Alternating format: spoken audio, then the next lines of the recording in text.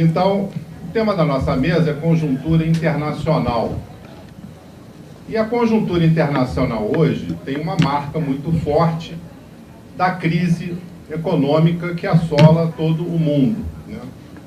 Essa crise econômica que começa nos Estados Unidos por conta do setor imobiliário, ela se alastra por outras regiões do mundo, atinge a um nível bastante elevado de impacto na Europa e contamina o restante da economia mundial, né, pelas interligações muito fortes que caracterizam o capitalismo nos dias de hoje.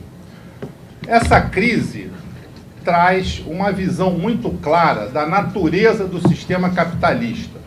Quer dizer, ao contrário do que se falava nos anos 90 e que foi apresentado com características de uma verdade absoluta, quer dizer, seria o triunfo do sistema capitalista mundial e da forma de organização das sociedades pelas estruturas de mercado e da democracia burguesa como uma forma superior de tomada de decisão pelas sociedades, ao contrário de toda essa propaganda, de toda essa construção ideológica que se fez nos anos 90, essa crise mostra, ao contrário disso, a real natureza do sistema capitalista.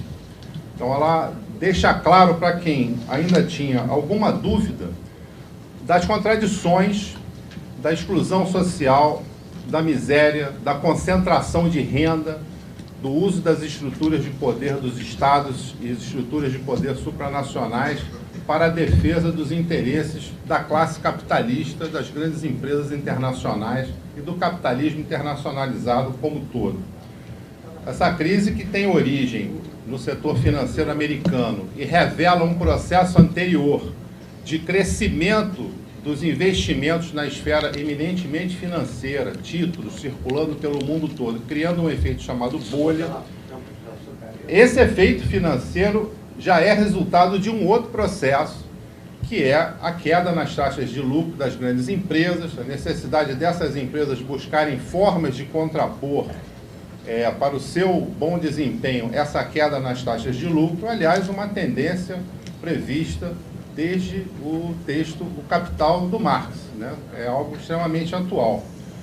Então, a natureza do capitalismo fica muito clara com a eclosão dessa crise internacional. Essa crise marca também o fim de alguns ciclos históricos.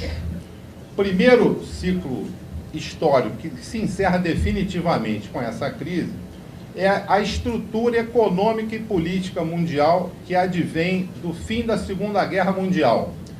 Então, naquele momento, fim da Segunda Guerra, cria-se uma nova configuração de poder no mundo, o capitalismo começa a se internacionalizar de outras formas, surgem organizações supranacionais, o mundo é dividido em dois grandes polos de influência política e econômica, o polo capitalista, capitaneado e hegemonizado pelos Estados Unidos, capitaneado no sentido econômico, a maior economia, a única que não tinha sido destruída na guerra, que cresceu por conta da guerra também. Do ponto de vista militar, os Estados Unidos saem com uma grande potência militar do capitalismo, dos Estados capitalistas na Segunda Guerra, e também do ponto de vista político. Então, uma hegemonia política americana que envolve o mundo capitalista, que segue os Estados Unidos, em parte pela força econômica dos Estados Unidos, mas em parte também por uma concordância com o ideário e as proposições dos Estados Unidos contra a defesa do sistema capitalista, democracia burguesa, etc., em contraposição ao sistema socialista que saiu da guerra extremamente fortalecido, expandido e respeitado, liderado pela União Soviética no primeiro momento e depois com a Revolução Chinesa, também com outros polos dentro do sistema socialista. Surge a Organização das Nações Unidas, né? Então, esse ciclo histórico, ele começa a cair com o fim da União Soviética, no início dos anos 90, por causa do Muro de Berlim, 89, depois da queda da União Soviética, em que acaba a bipolaridade, acaba a Guerra Fria, surge um momento, por um curto período de tempo, de quase que unipolaridade, os Estados Unidos surgem como uma única potência mundial, logo em seguida esse quadro de coisas se transforma para um quadro de multipolaridade, vão surgindo outras potências econômicas, políticas, e a Europa começa a falar enquanto unificação, enquanto grupo, enquanto conjunto, né? Outros países passam a ter um espaço maior, né? Na disputa pela hegemonia mundial, e num segundo, então, nesse primeiro momento, surge essa fim da Guerra Fria, e agora, numa segunda fase, com a crise internacional, acaba definitivamente aquela construção e surge uma outra configuração. Então, o mundo multipolar, em termos de sistemas de Estados, sistemas de poder, e consolida-se, aparentemente de forma contraditória, mas a internacionalização do capitalismo. O capitalismo, ele entra nesse período internacionalizado quanto à circulação de mercadorias, capitais, empresas internacionalizadas, isso se consagra. Essa crise marca também o fim do ciclo histórico da predominância do neoliberalismo enquanto um conjunto de políticas e proposições para o ordenamento do capitalismo.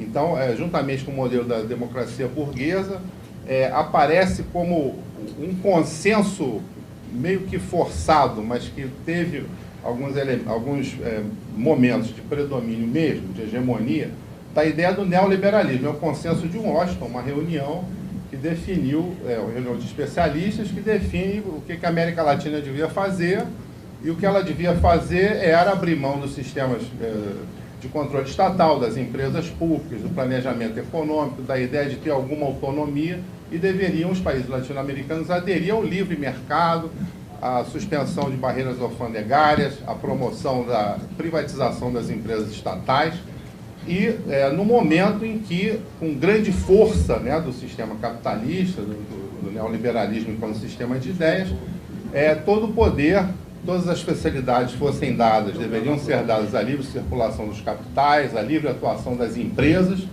e toda a restrição e todo o esforço possível para retirar direitos dos trabalhadores, para flexibilizar as relações de trabalho, enfim, para facilitar a livre circulação do capital, o crescimento e a reprodução do capital, em cima do que tinha sido a propriedade estatal da produção e de novas empresas que vão surgindo, que vão se internacionalizando, a fim de fortalecer um miolo disso tudo, que era o sistema capitalista.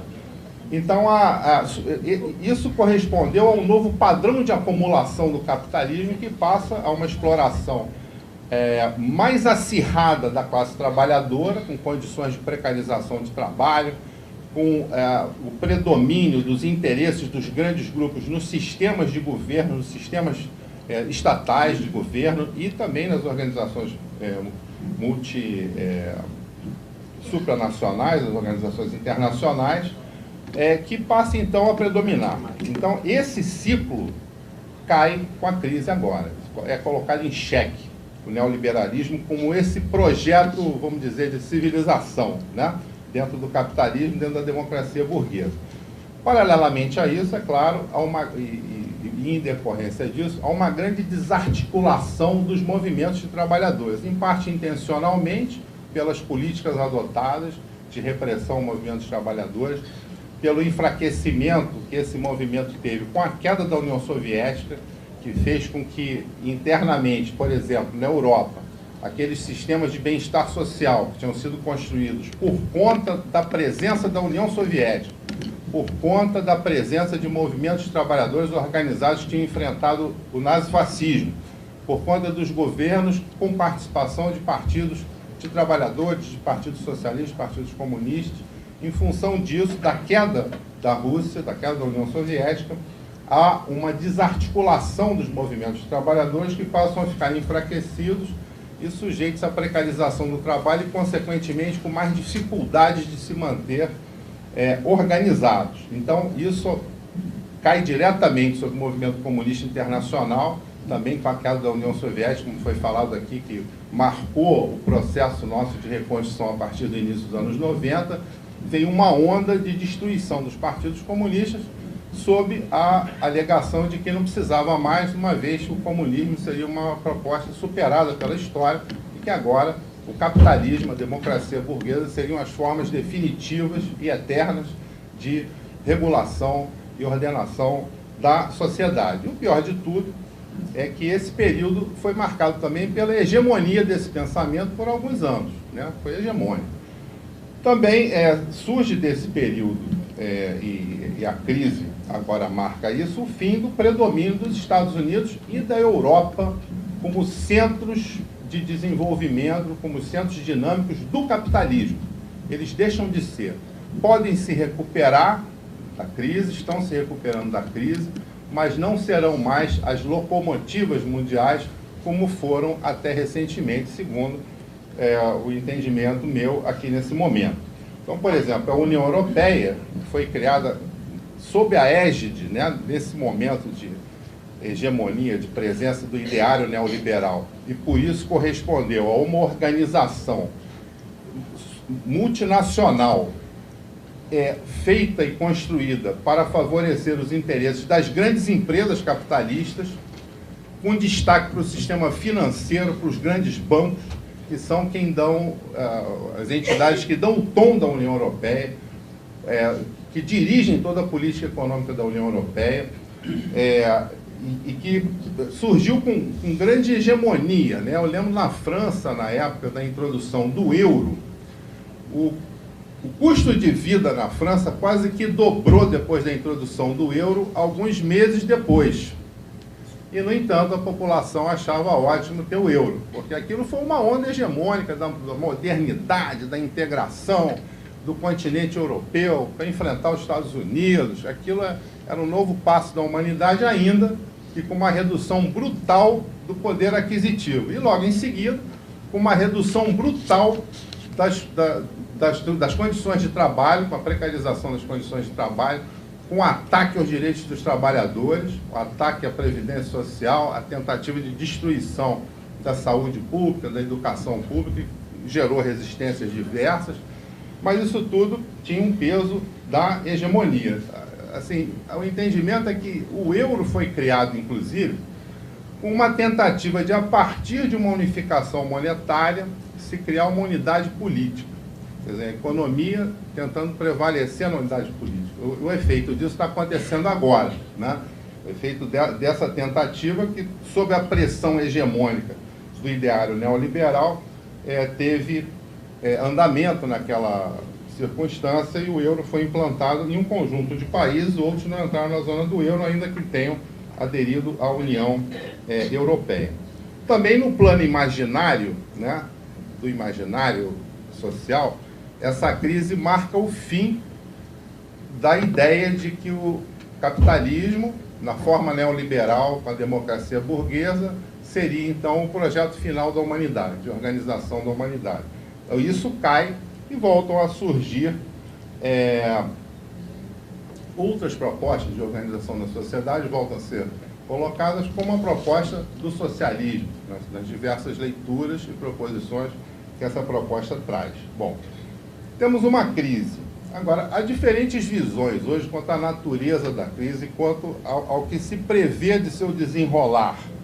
Por exemplo, alguns autores colocam que essa crise tende a evoluir para ser uma crise final do sistema, que ela vai continuar se expandindo, ela atinge todos os setores da economia, as contradições não são superáveis, que nós vamos ter uma debacle, nós vamos ter uma catástrofe, né?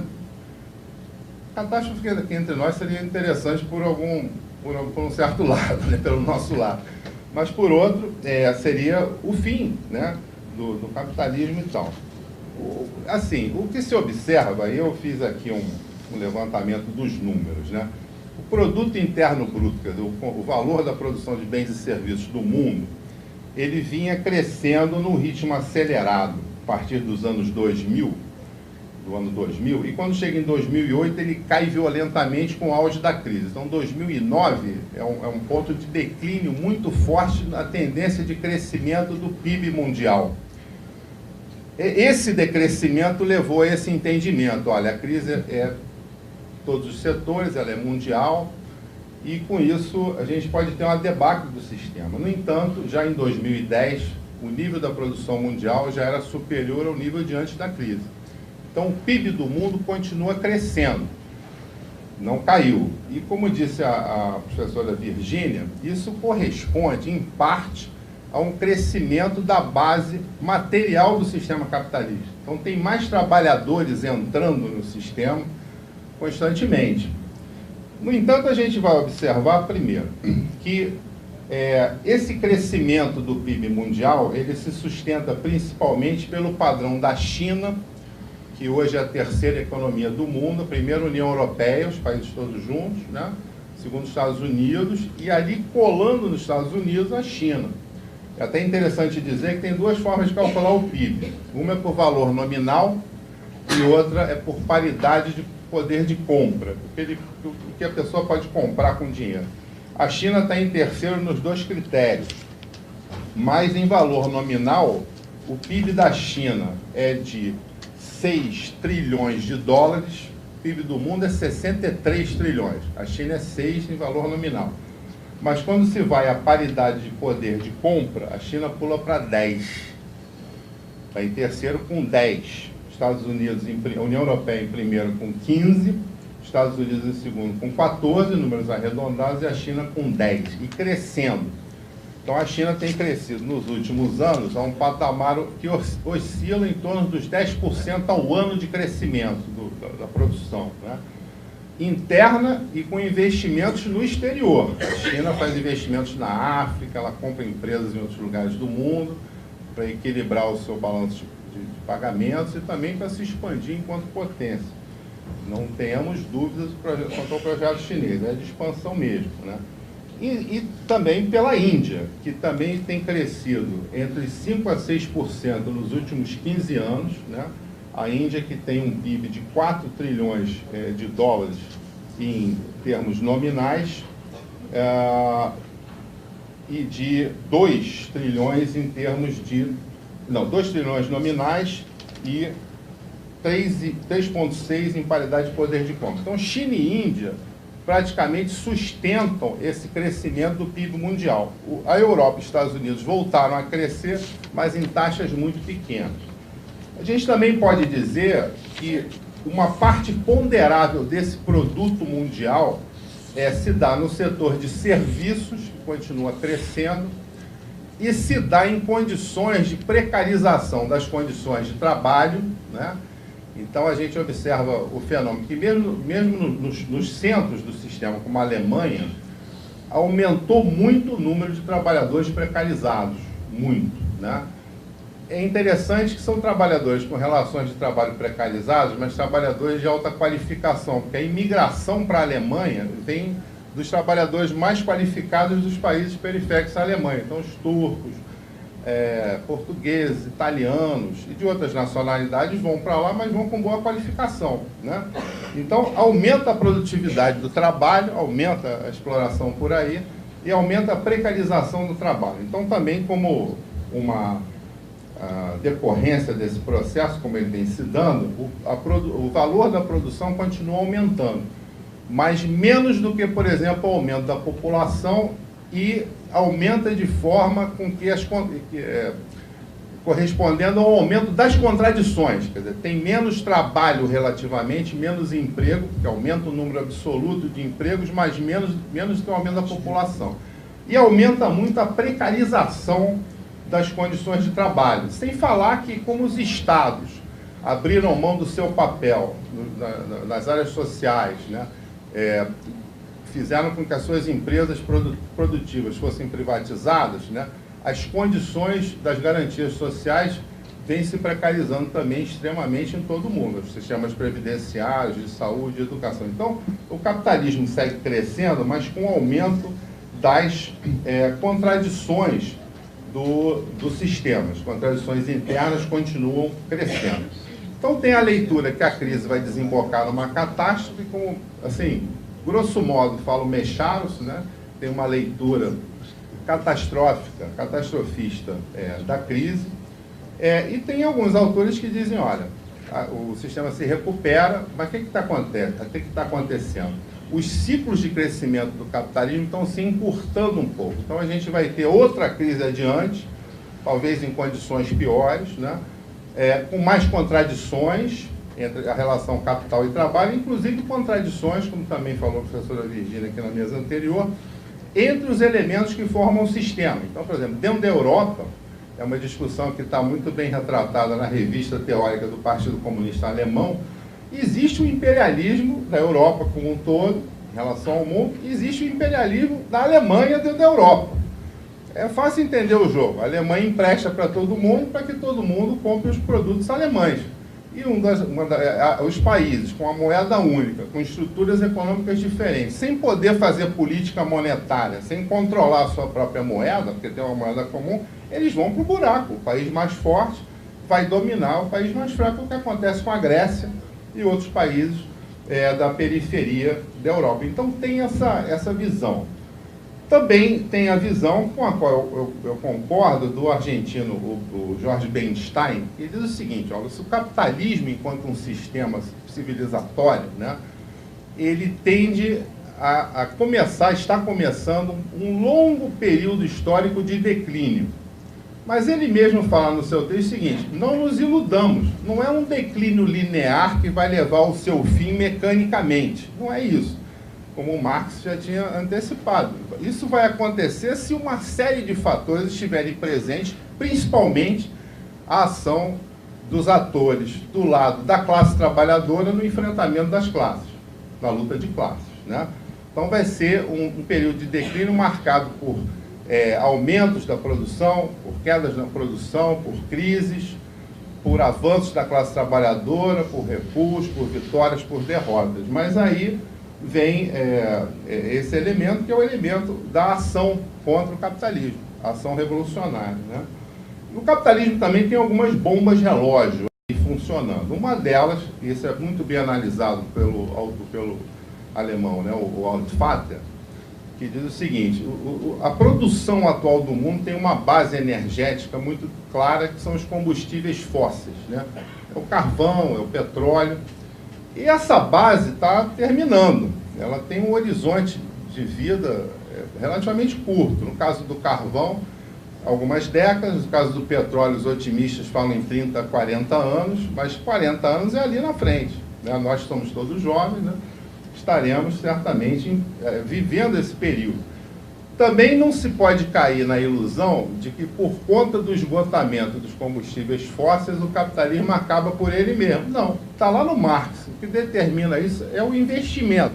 Se houver investimento suficiente em novas formas de energia, pode ser que se consiga substituir essas fontes energéticas e tal. Mas o que se sabe é que dificilmente se manterão os níveis atuais de consumo, né, de produção e de consumo, se não houver uma mudança geral. Quer dizer, os níveis atuais de consumo não são sustentáveis. O que não quer dizer que o capitalismo vai acabar mecanicamente porque vai diminuir a produção de petróleo. Não podemos cair nessa ilusão, né? Várias coisas podem acontecer.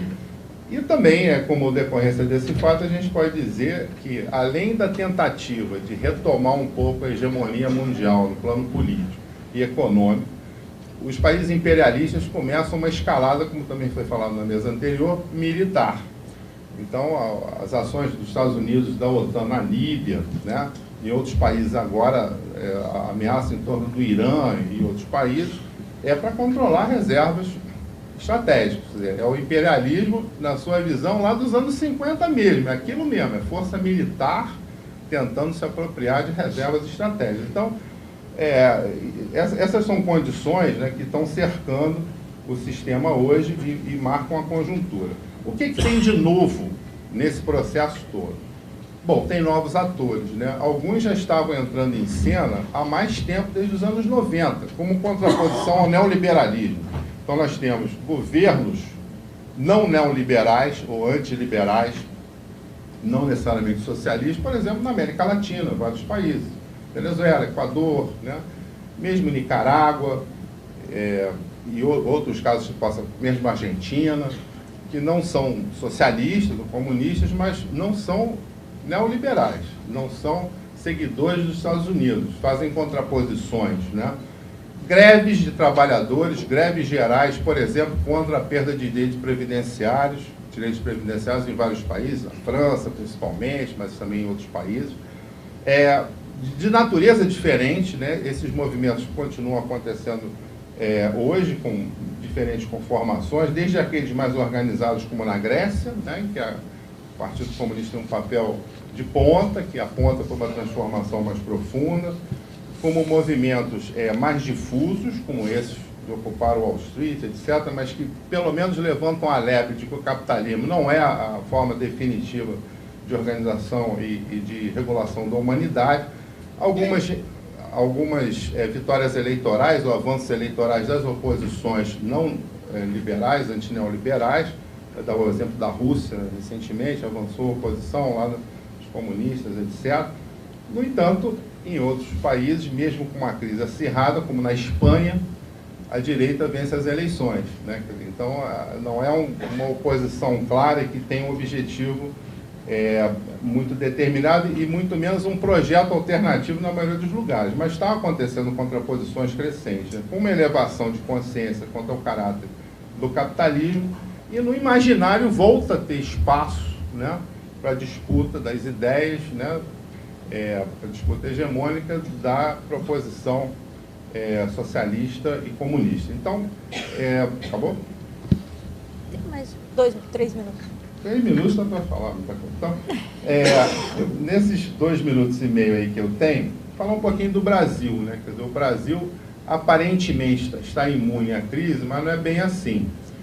Nós vivemos no Brasil um período de 10 anos de um crescimento de 3,2% mais ou menos constante, que é pequeno, mas é suficiente a dar uma base material para uma estrutura de poder que é comandada por um bloco de partidos, de forças sociais, que inclui a direita, né? Ao contrário da Argentina, que não tem um governo socialista ou comunista, mas em que a direita não está no poder. No Brasil, segmentos importantes da direita estão no governo, representando latifundiários, representando agroexportadores, representando o grande capital financeiro. Mas, por conta desse pequeno crescimento, há um certo crescimento do acesso ao consumo de algumas camadas sociais. Então, tem uma classe média baixa surgindo, é considerado classe média a família que, no seu conjunto, tem mais de R$1.000 de renda por mês. Classe média, né? Depois dessa informação, eu passei a olhar diferente para o meu carro, que é um Escort 96. Né? Me deu mais... Então, por conta disso, né, há uma base material para um discurso do governo, que é um discurso de desenvolvimento. O Brasil também, apesar das áreas sociais sendo demolidas, né, a Previdência está arrebentada, os direitos trabalhistas esmagados, de não ter escola pública suficiente para todo mundo, principalmente no ensino médio, da universidade ter apenas 13% de vagas oferecidas para a idade de 20 a 24 anos, mas há esse discurso. E essa base material cria uma hegemonia dessas ideias, né, desenvolvimentistas, entre aspas, né, que no fundo são a política neoliberal, que predomina, e cria uma hegemonia, e que a gente diz que é uma hegemonia apassivadora, né, que ela induz a uma acomodação, né, e os efeitos, de um modo geral, do capitalismo estão presentes aqui, com fragmentação da classe trabalhadora, etc. No entanto, as informações recentes são que há uma certa... o Brasil está sendo afetado de certa forma, está exportando menos, está tendo que redirecionar um pouco a economia para se proteger um pouco. Então, a crise não chegou totalmente, não bateu em cheio no Brasil, mas isso pode acontecer num futuro próximo. Não posso deixar de parabenizar os ativistas e simpatizantes do PCB, nesse momento em que o partido faz aniversário, e isso coincide com sinais de retomada das lutas populares e principalmente das lutas proletárias em vários lugares do mundo, né? Então acho que é uma bela coincidência. E a gente vai tentando até acertar um ponto aí. Está ouvindo agora? Tá? Então tá bom. Vamos ver se eu consigo enxergar aqui. Mas, bom, tocando no barco, uma análise de estrutura, ela pode, em ampla medida, prescindir de uma análise de conjuntura, né? Agora, uma análise de conjuntura não pode prescindir de uma análise de estrutura, a não ser que a gente caia numa visão imediatista e geral isso dá oportunismo. Então eu vou tentar forçar um pouco na análise de conjuntura, de estrutura, e pode ser que o tempo não me permita aprofundar muito uma análise mais conjuntural. De qualquer maneira, eu espero deixar alguns elementos, alguns subsídios, né, para que depois, muita gente já fez aqui também, alguém aprofunde uma análise de conjuntura. Eu diria que, em primeiro lugar, nós vivemos em um mundo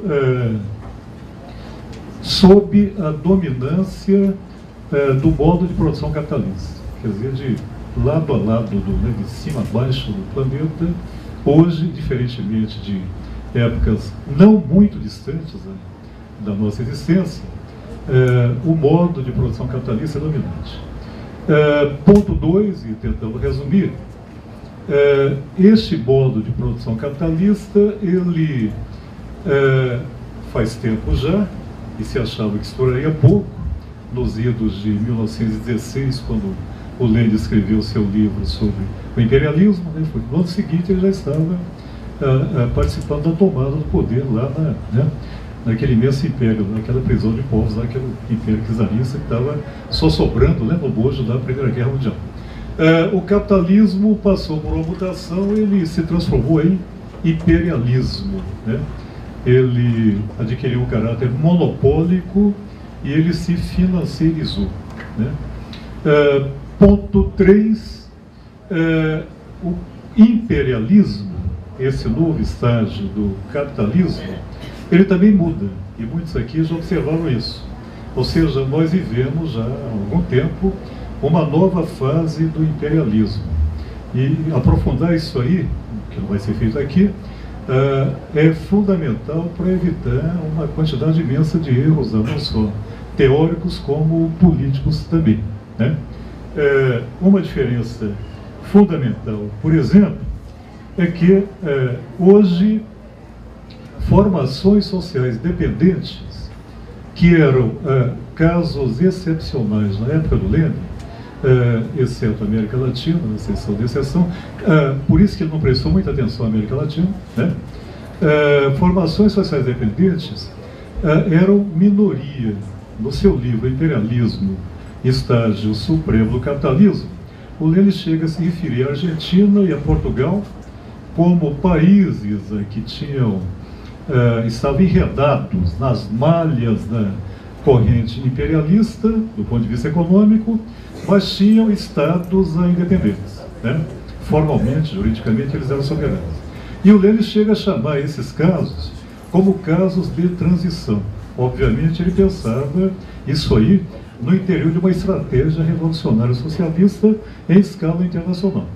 Acontece que a onda revolucionária de 17, ela foi derrotada, né? A União Soviética foi cercada, e o que era exceção, com o passar do tempo, virou regra.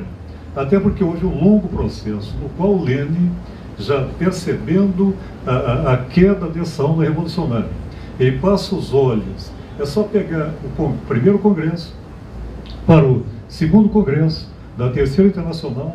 O primeiro é uma exaltação aos sovietes, o segundo, o Lenin já cuida das teses, junto com o Roy, sobre a questão nacional, a questão colonial. Ele já estava com os olhares voltados para o chamado leste, né, para as questões nacionais, na Ásia, principalmente, e também na África, né? Ele depositava grande esperança, por exemplo, no movimento de libertação nacional na China. Parece que ele acertou por algum tempo aí, né? Na Pérsia, né?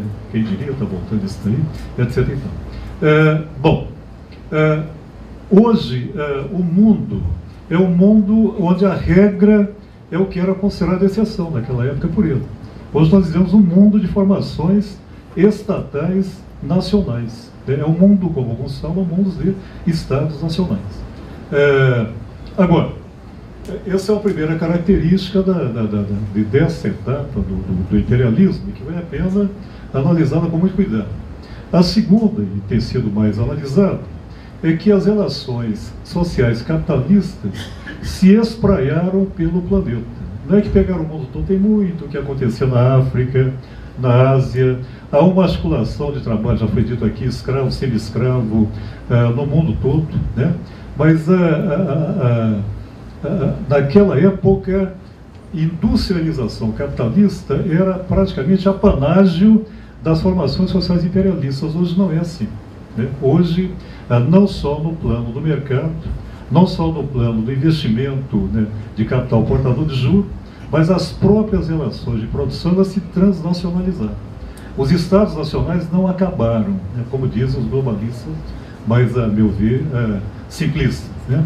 Eles continuam, as formações sociais existem enquanto formações sociais estatais nacionais, nunca houve tantas como agora, e uma hipótese que eu defendo insistentemente é que nós, diante daqueles que defendem o fim do Estado-nação, no bojo da globalização, etc. e tal, temos diante de nossos olhos uma tentativa de processo de constituição de um mega Estado-nação, que é o Estado chinês, né? A China, hoje em dia, é um locus de desenvolvimento aprofundado de relações de produção capitalista, né? E sob, no interior de uma formação social estatal com forte vocação para o nacional. Para quem é de uma geração como a minha, nós coincidimos com o pós-Guerra Fria e, por exemplo, a independência da Índia, que foi mencionada aqui mais de uma vez, né? Onde também existe. A África do Sul é o caso mais recente ainda, né? Está em processo, está em curso, né, de formação, de constituição de uma formação social estatal nacional também, né? Então nós temos um espraiamento das relações sociais capitalistas, o que não elimina de forma alguma o imperialismo. Quer dizer, você tem formações sociais dependentes, a grande maioria delas, as formações sociais existentes no planeta, e tem formações sociais hegemônicas aí, né? Então, esse é um conjunto, digamos assim, de características estruturais que eu gostaria de mencionar, né? Em seguida, vale a pena também mencionar o intenso processo de financiarização, né, que também está no Marx e está na base da teorização sobre o imperialismo, né, pelo qual passou o capitalismo e que se expande, fortalece essa corrente, essa malha, né, de financiarização no sentido hilferdingiano e leniniano do termo, né, e não simplesmente no sentido do capital fictício, mas também não deve levar à ignorância do papel fundamental nesta crise atual exercido pelo capital fictício. É um papel que não tem precedente que eu saiba na história do capitalismo. Bom, dito isso, eu acho que já se pode levantar algumas proposições acerca da crise atual, né? Primeira delas, é uma crise que não é somente econômica, ela é uma crise econômica profunda, né? Mas ela tem dimensões político-ideológicas que devem ser examinadas com muita atenção, com muito carinho, né? Já foi dito aqui, vale a pena repetir, foi dito de várias maneiras, com vários matizes, né? Não há nenhum automatismo, que a tendência de quem aposta na revolução é ver na crise do capitalismo algo que leva necessariamente à derrubada do capitalismo. Quer dizer, isso aí não tem muito fundamento teórico e é um risco político muito grande, principalmente na conjuntura em que nós estamos vivendo, né? Ponto 2. Nesta crise, né, existe uma hora da verdade para uma série de formulações que adquiriram, digamos assim, uma certa consagração. Uma delas, a tese do ultra-imperialismo predominou, né? Ou seja, já desde 1945 não temos uma grande guerra entre potências imperialistas. Quando elas entravam em guerra, ou grandes potências imperialistas, ou não vai depender muito da posição política e teórica de cada um, né? Elas entravam em guerra ou entram ainda por intermédio de terceiros, né? Isto pode acabar, né? Ninguém está dizendo aqui para não dormirmos, ficar preocupados demais e tal, mas há o risco de um acidente de trabalho dar início a um conflito que saia do controle das grandes potências, a começar pela maior potência militar do planeta, é muito grande, né? Vários analistas e políticos com grande experiência, o caso do Fidel Castro, por exemplo, né? Do outro lado, o Kissinger deu uma entrevista meio bombástica na linha, só não ouve os tambores da guerra que está surdo, e nós vamos ganhar essa parada, né? É o lado da direita, né? Estadunidense. Quer dizer, o mundo que se apresenta no momento não é um mundo muito pacífico, não. Existe grande risco, não vou dizer que vai acontecer, né? De uma perda de controle, especialmente no Oriente Médio. Não por coincidência, direita estadunidense já há muito tempo instituiu como política de Estado, não como política de governo, independente se é republicano ou democrata, chegar a dominar o centro da Eurásia, o que passa por alguns países aí, cujos governantes, de vez em quando, só acusados de ter arma de destruição em massa, devoram criancinha, como o comunista fazia antigamente, talvez volte a fazer, etc. e tal, né? Há processos de satanização que acontecem, chibatas, etc. e tal, né? Antidemocratas, acusado em nome dos direitos humanos da democracia, chacinas são produzidas cada vez mais em escala maior, né? Aliás, com mais competência agora, sob a tutela ou a chancela do Prêmio Nobel da Paz, o Barack Obama, né? É muito mais competente do que o presidente, que era mais atabalhoado, digamos assim, né? Então, isso apenas é uma amostra do que pode vir por aí, né? Ou seja, perigosamente se aproximam do cerco duas grandes candidatas à potência, a China de um lado, a Rússia do outro lado, ambas com contradições imensas, até porque no caso da China é meio tiro no pé atacá-la, porque os investimentos estadunidenses que mais são rentáveis estão exatamente por lá, pelo menos até hoje, nesse começo de noite, né? E no caso da China, por outro lado, você tem uma política tremendamente prudente, mas há muito tempo pragmática. Eu vi no jornal de hoje de manhã, rapidamente, que a China já deslocou suas compras de petróleo do Irã para a Arábia Saudita. Ou seja, não é fatal que um ataque ao Irã leve a este conflito, né? Por isso que eu falei, é um risco, né? Que leva a um conflito entre, por exemplo, China e Rússia de um lado e Estados Unidos do outro. De qualquer maneira, essas duas candidatas à potência estão sendo meio naquela de espreme o gato, estão sendo, né, apertadas, exprimidas, quase sufocadas, o que, por tabela, também cerca a Europa Ocidental. Então você tem um jogo geopolítico tremendamente complicado, né, em curso aí, né, e que, no fundo, remete a um debate já tradicional dentro e fora do mundo acadêmico, mas que interessa bastante aos ativistas também, que é, afinal de contas, a quantas fica a hegemonia dos Estados Unidos no mundo, né? Esse é um debate que está em aberto, porque o processo está em curso também, né? Exatamente é disso que se trata. Quer dizer, esta ofensiva militar estadunidense tem por objetivo recompor as bases da hegemonia do plano econômico, por exemplo, desbaratada, inclusive com a tremenda carência de legitimidade das intervenções humanitárias estadunidenses em vários lugares do planeta, né?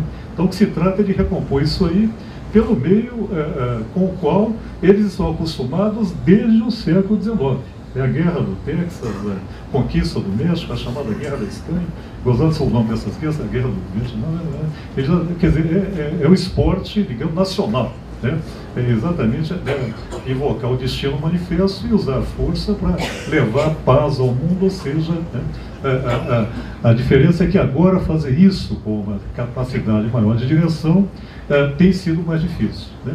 Então nós estamos aqui numa, digamos assim, interrogação muito grande, porque se os Estados Unidos tiverem algum obstáculo mais sólido a esta ofensiva político-militar, não acabou ainda o pós-Guerra Fria, né? Terá acabado o pós-Guerra Fria, não deu certo.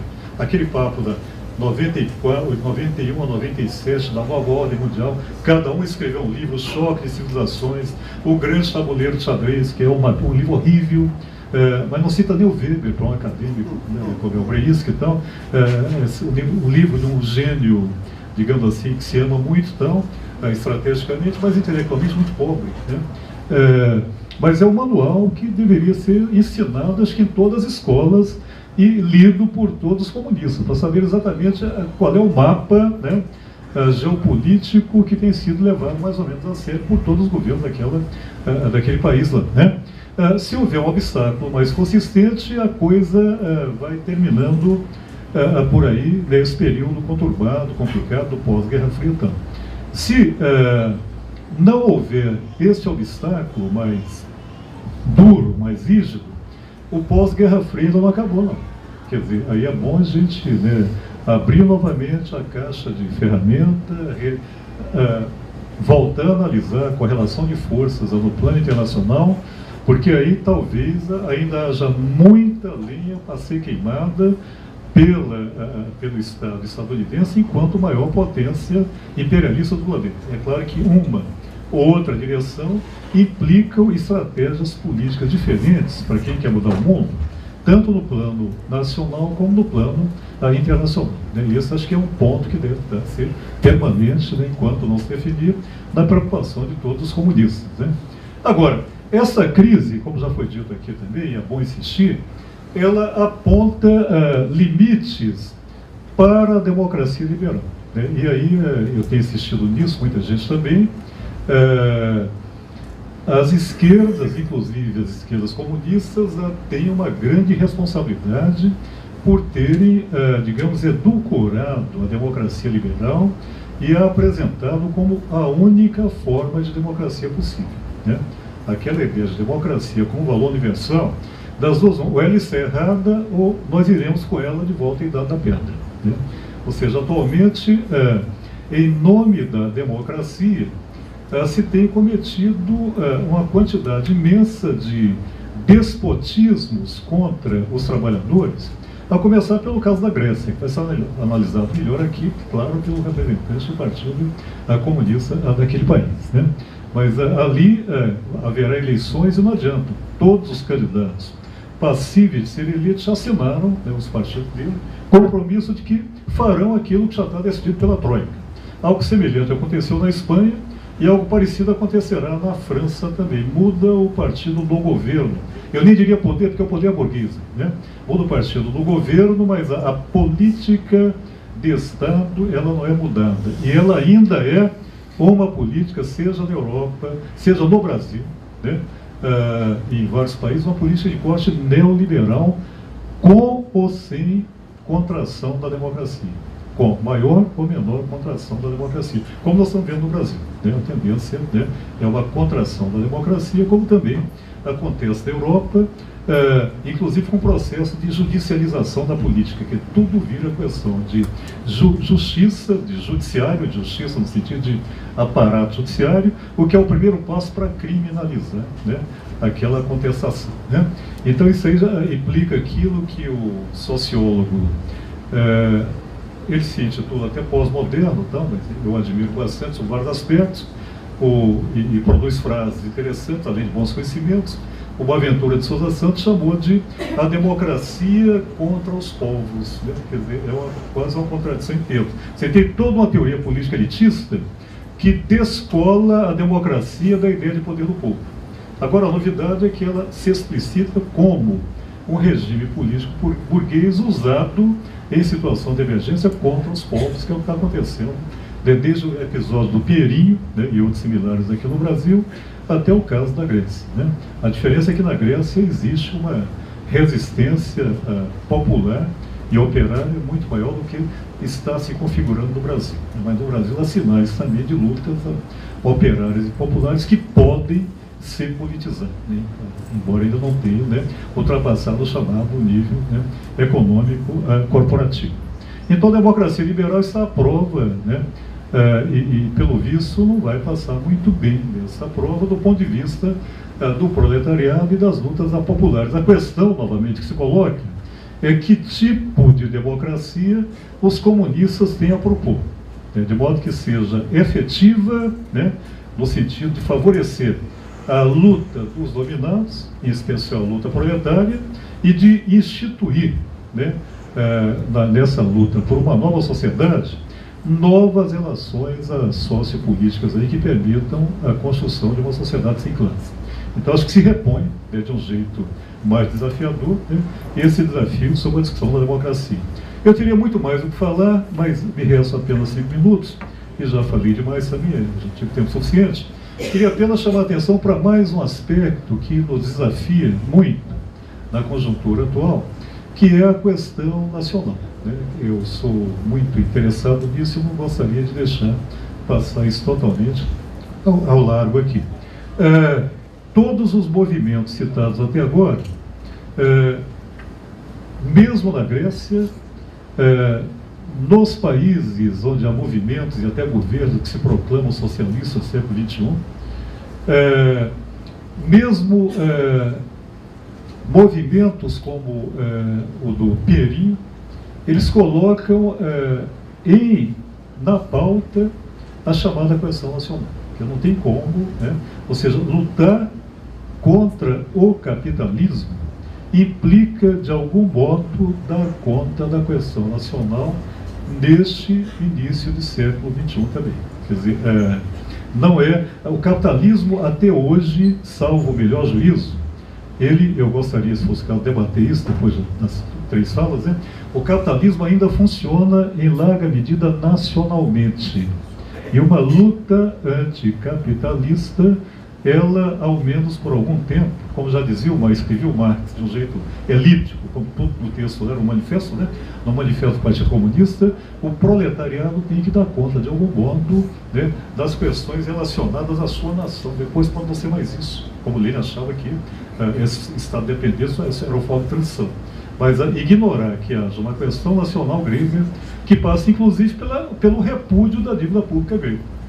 Passa pela questão de que políticas levar frente ao Estado Nacional grego. E passa, inclusive, que política levar diante de uma União Europeia criada sob a égide do grande capital, né? Quando a União Europeia começou a ser criada, era moda falar que, olha, o único internacionalismo que existe é o internacionalismo burguês, Passou isso também, né? Nem a burguesia tão internacionalista, vídeo caso alemão foi mencionado aqui, né? E nem o proletariado, quando se põe em luta, né, abre mão de tarefas nacionais. A questão é como articular essas tarefas com uma estratégia de caráter nacionalista. Eu diria que isso aí é um desafio muito grande que se coloca para os comunistas nesse início de século. Eu tinha até elencado 5 tipos de educação nacional, que não dará tempo de mencionar aqui, mas queria então, para encerrar, dizer que boa novidade, além dos 90 anos aí, no 90º aniversário do Partido Comunista, é que lutas tendem a surgir, né? Tendem a surgir, ou seja, algumas faíscas estão surgindo. Parece que uma nova fase de lutas de massa se acende, inclusive no Brasil. Vide o caso do Pinheirinho, que tende a se repetir. E o caso do Pinheirinho, para mim, é emblemático, porque ali ficou, a meu ver, vamos discutir depois, né? Claro que o potencial de luta era tão grande que nenhuma organização política existente no Brasil, vamos dizer, no mundo, daria conta de dirigir aquilo sozinho. Ou seja, hoje em dia, diante dessas faíscas, dessas centelhas que estão aparecendo aqui e ali, é fundamental manter, por um lado, a intransigência comunista. Ou seja, não se deixar subordinar por qualquer força política, né? Não sufocar a estratégia no interior do taticismo. Mas, por outro lado, é fundamental também descobrir como juntar forças, principalmente quando há movimentos de massa, né? Para que uma força isolada não transforme um grande potencial de vitória numa derrota que pode semear e abrir o caminho para outras derrotas também. Então, com esse recado um pouco, alguns diriam dialético, mas eu diria que, né, o que aponta para vários caminhos, porque a realidade está tremendamente ainda em curso no que se refere a processos sociais relevantes, que eu terminaria essa fala aqui renovando meu agradecimento pelo convite e meus parabéns ativistas e simpatizantes do Partido Comunista Brasileiro. São os 90 anos do PCB. O ideal seria se o PCB não tivesse feito 90 anos, porque o comunismo já tinha se colocado no Brasil e ele tinha se dissolvido como partido, tinha virado uma sociedade coletivista. Mas como isso não acontece, não é? A gente continua comemorando o aniversário do partido e tentando construir a Revolução Socialista no Brasil. Olha, na verdade essa mesa, se pode dizer que ela continua a mesa que discutiu a crise do partido, né? Quer dizer, a crise de identidade em 92, a luta pela resistência, o contexto sociopolítico da resistência e as falas, né, dos meus dois companheiros que antecedem, e além da fala da Virgínia, da professora Virgínia, ajudam a gente ter um painel, eu diria, de primeira conclusão desse processo de reflexão coletiva que nós estamos fazendo. Eu vejo três grandes eixos aqui que eu fiquei rabiscando enquanto eu ouvi as pessoas todas falarem aqui nas mesas e agora nessa mesa. São três questões. A razão seria uma reação conservadora e ofensiva neoliberal. Segundo ponto, a desintegração e a reintegração da subjetividade dos trabalhadores. E o terceiro, quais são as perspectivas, né? São três eixos fundamentais que permearam esse discurso, né?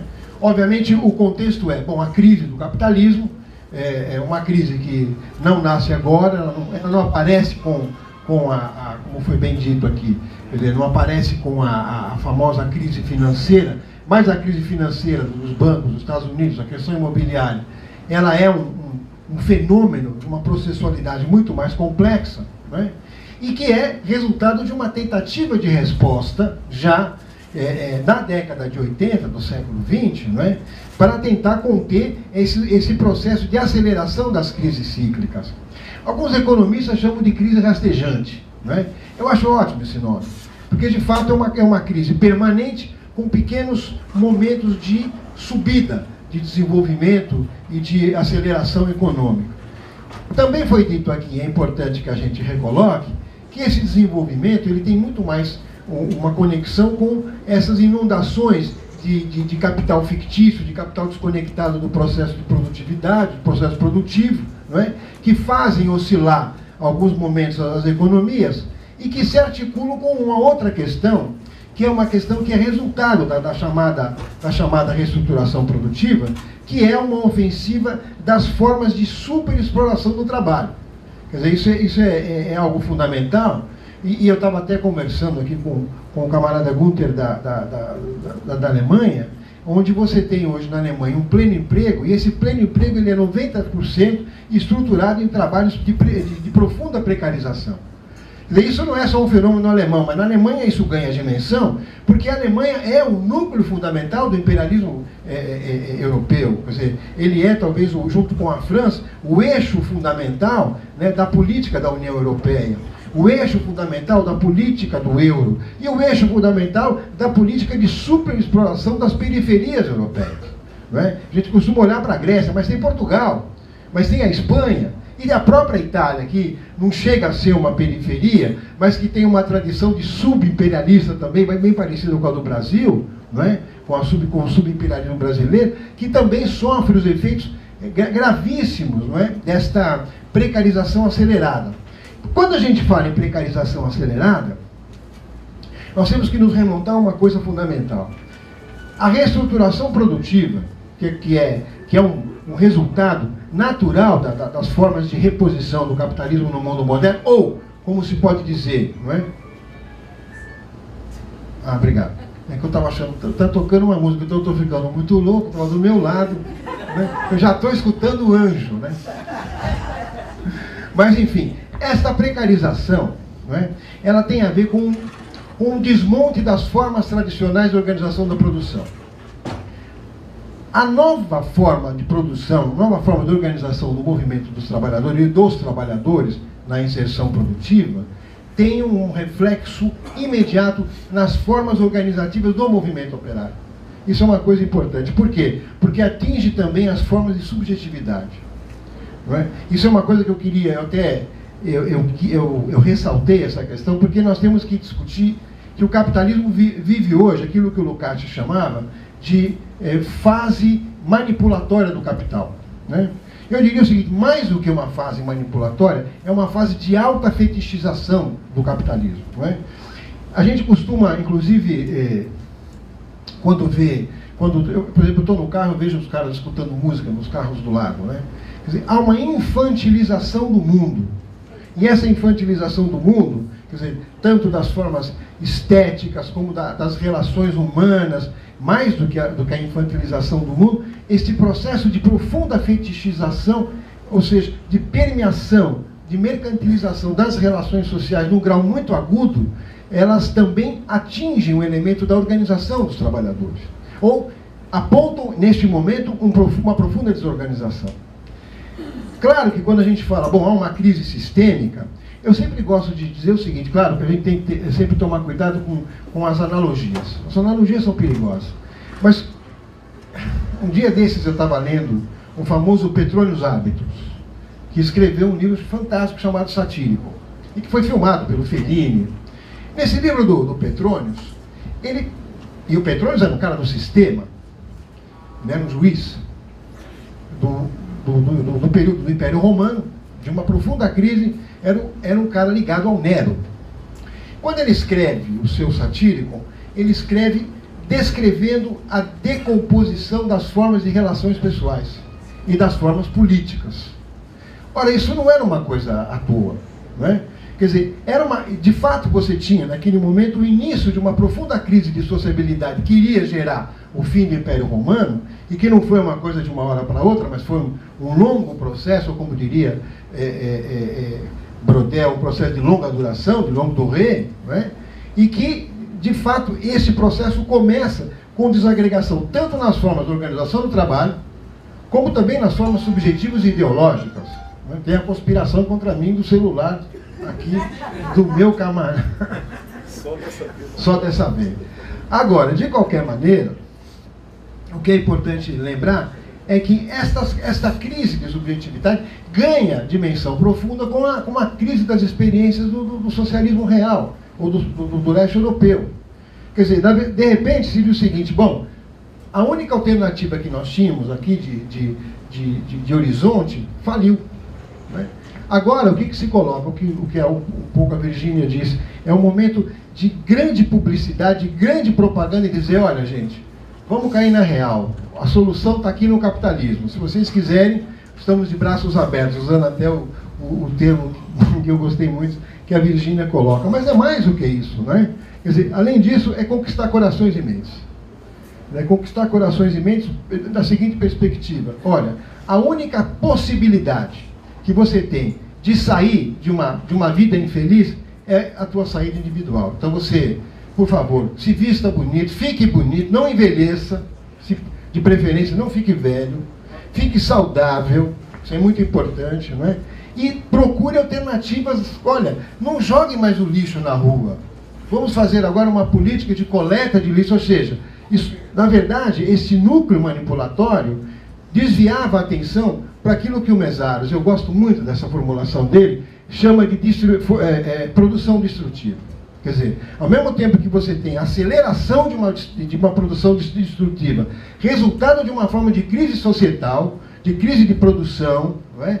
Você tem, ao mesmo tempo, uma manipulação de dizer o seguinte, não, é possível, inclusive, lutar pela preservação do meio ambiente se você, enquanto pessoa, enquanto indivíduo, tiver a sua atitude individual. Ora, isso significava uma pulverização que tinha, no plano da organização do trabalho, a quebra também, a ideia da quebra da solidariedade proletária. Mais ainda, a quebra da ideia do proletariado, porque isso não é uma coisa que vem sozinho, isso vem articulado com um conjunto. A ideia de que eu pertenço a uma classe social, ela vem desmontada da seguinte maneira, mas que bobagem, veja, teu pai era mineiro, você nem mineiro consegue ser. Quem é que de nós não viu um filme clássico chamado Como Era Verde Del Valle? Filme maravilhoso, onde o cara era neto de mineiro, filho de mineiro, ele ia casar com a filha do mineiro, o filho dele ia ser mineiro. Isso desaparece com essa nova etapa do capitalismo. Ora, como isso desaparece aquela chamada tradição da inserção no mercado de trabalho, diz, olha, eu tenho orgulho de ser metalúrgico e filho de metalúrgico. há esta ideia da quebra, da pulverização da noção do trabalho. Olha, isso tem uma reverberação não só no plano da manipulação imediata da sociedade, mas também nas próprias ciências sociais. Quem faz ciências sociais sabe hoje que uma das coisas que acontece quando alguém vai discutir, vamos reformar os currículos de ciências sociais, primeira coisa é tirar Marx do currículo. Segunda coisa é dizer o seguinte, não existe mais isso. História, mas que história? Que concepção é essa disso? História é uma coisa subjetiva. A história depende do seu olhar. Quer dizer, o cara que é cego não faz história, né? A história depende do seu olhar. Se você olha bem, não é? Você pode fazer uma história da sua perspectiva. Terceira questão, esse negócio de querer ver o mundo através de grandes sistemas universalistas, isto é ideologia, isso não é ciência. Ciência é você fazer estatística. Alguém me dizia hoje de manhã, o Del Roio, que ele ficou horrorizado, que foi num congresso de cientistas políticos, o grande lance eram grandes painéis com estatísticas, partido tal, ascendeu assim, tem tantos deputados, tendência para a direita, agora está indo para a esquerda, ou seja, tudo no plano de grandes quadros estatísticos, grandes organogramas, orgasmogramas na cabeça desses caras, né? Essa é a grande verdade. Efetivamente, isso é o reflexo do que eu chamo de crise da subjetividade. E mais, uma ofensiva, tanto no plano da manipulação, como no plano do embate teórico. Porque é necessário, nessa ofensiva, desbancar o marxismo. O marxismo é importante que o marxismo seja derrotado, inclusive na universidade. Não é? E há todo um movimento, a gente que é professor aqui, tem um monte, sabe a dificuldade que é você enfrentar uma classe que tem 3 anos antes vem sendo envenenada por um conjunto de mentiras ideológicas, né? E que não tem nada a ver com ciência, e quando você chega, vai dar uma aula de Marx, é uma maluquice, os alunos acham que você está falando algo parecido com marciano, alguma coisa assim. Isto tem a ver com esta atual ofensiva, mas ela não para aí.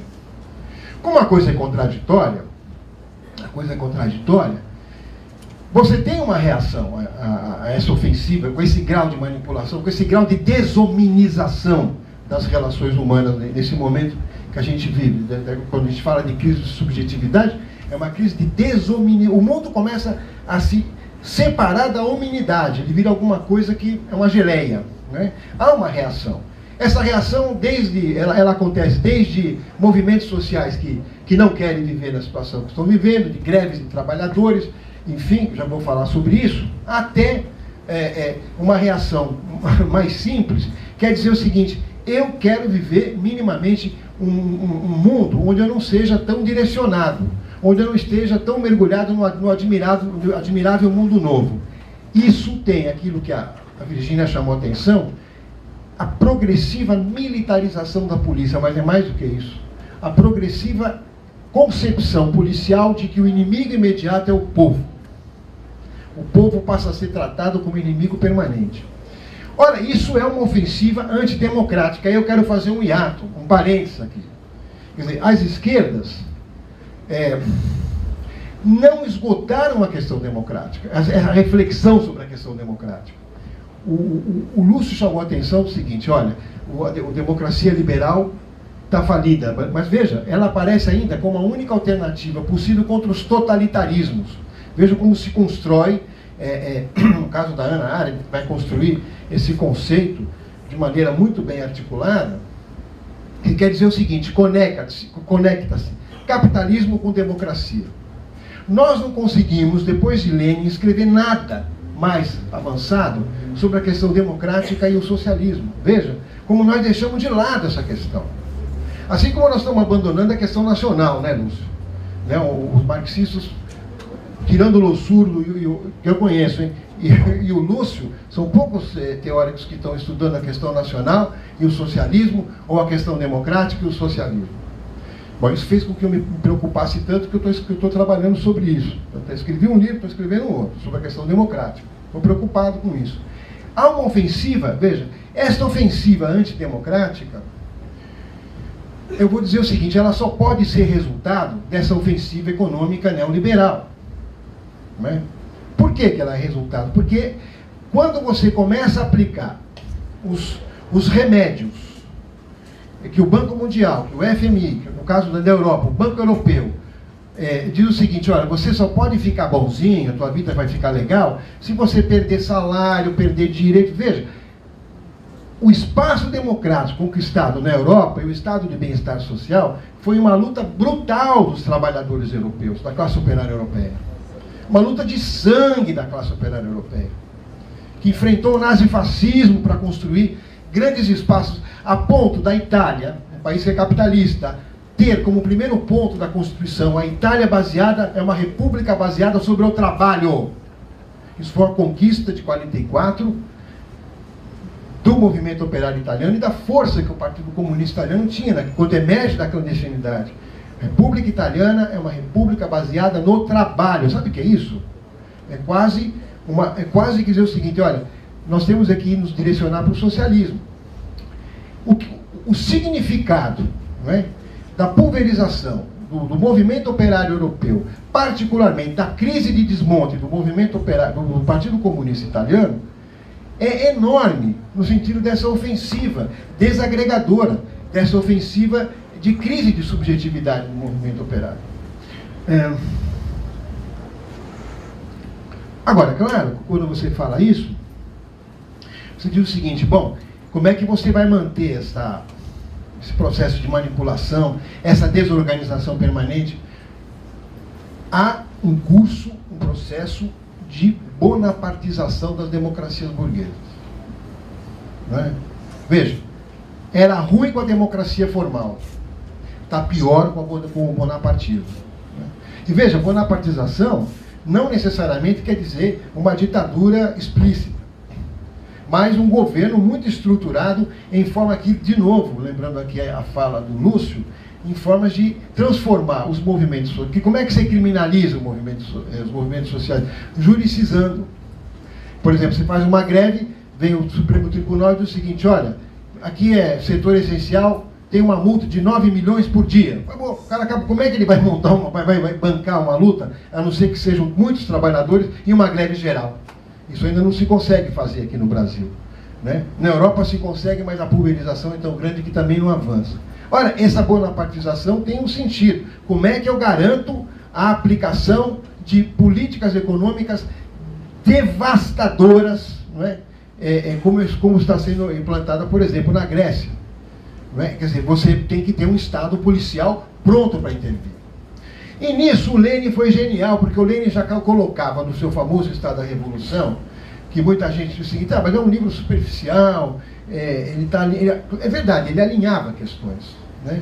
Porque ele mesmo diz lá no prefácio do Estado da Revolução que aquilo que ele tinha escrito era um introito para fazer uma discussão mais profunda sobre a teoria marxista do Estado. E ele acaba não terminando, e ele até diz: olha, estou feliz em não poder terminar esse livro porque é melhor fazer a revolução do que falar sobre ela. Né? Esse livro é o prefácio que é maravilhoso, é melhor fazer, mais prazeroso fazer a revolução do que falar sobre ela. Apesar de ser um introito, né, um alinhavo de questões que o Lenin estava pensando em desenvolver, o Lenin não pode alinhavar ideias, o Gramsci pode. Eu não entendo essas coisas. Não, mas o Gramsci estava preso, o Lenin tinha uma revolução para fazer. Mas ele só alinhavou com o Gramsci também, mas o Gramsci pode, o Lenin não pode. Mas isso é uma coisa para discutir depois. Né? Agora, de qualquer maneira, o que eu quero dizer é que o Lenin dizia o seguinte: por mais democrático que seja o Estado burguês, ele já tem na sua gênese uma estrutura de defesa para se transformar rapidamente em Estado bonapartista, que são as leis de exceção. Ora, isso está ocorrendo no mundo. Você tem um processo acelerado de bonapartização, inclusive na América Latina, inclusive no Brasil. Particularmente no Brasil, quer dizer, é inadmissível que nós tenhamos um governo social-democrata, né, que é o governo que se estabelece com o PT, e que permite algo parecido com o Pinheirinho.